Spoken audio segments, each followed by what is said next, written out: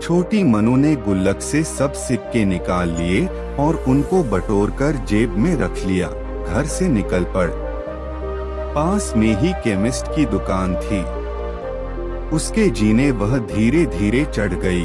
वो काउंटर के सामने जाकर खड़ी हो गई और बोलने लगी, पर छोटी सी मनु पर किसी का भी ध्यान नहीं गया और न ही उसकी आवाज किसी को भी सुनाई दे रही थी।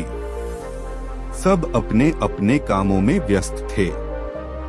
दुकान मालिक का कोई दोस्त बाहर देश से आया था, वो भी उससे बात करने में व्यस्त था। तभी उसने अपनी जेब से एक सिक्का निकालकर काउंटर पर फेंका दिया। सिक्के की आवाज से सबका ध्यान उसकी ओर गया। उसकी तरकीब काम आ गई। दुकानदार उसकी तरफ आया और उससे प्यार से पूछने लगा, बेटा तुम्हें क्या चाहिए? उसने अपनी जेब से सब सिक्के निकालकर अपनी छोटी सी हथेली पर रख लिए और बोली कि मुझे चमत्कार चाहिए। दुकानदार पहले तो समझ नहीं पाया, तो उसने फिर से पूछा। वो बच्ची फिर से बोली कि मुझे चमत्कार चाहिए।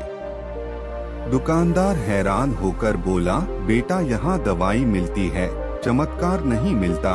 वो बच्ची बोली, अगर यहाँ दवाई मिलती है तो चमत्कार भी आपके यहाँ ही मिलने चाहिए। दुकानदार बोला, बेटा लेकिन आपसे यह किसने कहा कि यहाँ चमत्कार मिलत है? अब उस बच्ची ने विस्तार से बताना शुरू किया। अपनी तोतली जबान से वह बच्ची बोली, मेरे भैया के सर में ट्यूमर हो गया है। पापा ने मम्मी को बताया है कि डॉक्टर 4 लाख रुपए बता रहे थे।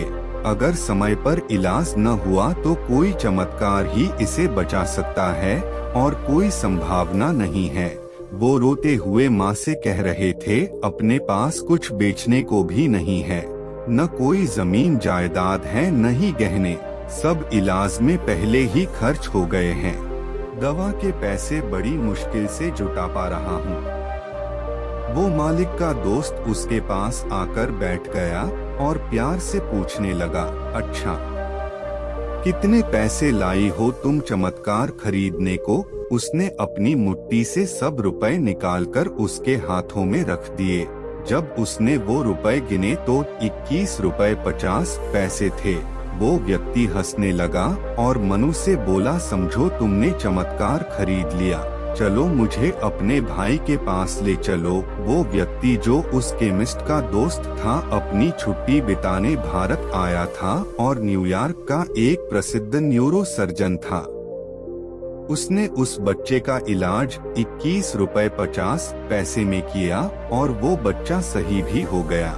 आखिर प्रभु ने मनु को चमत्कार बेच ही दिया। वो बच्ची बड़ी श्रद्धा से उसको खरीदने चली थी, वो उसको मिल गया।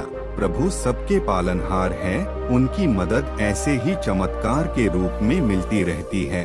बस आवश्यकता है तो सिर्फ सच्ची श्रद्धा की, क्योंकि परमात्मा संसार के कण कण में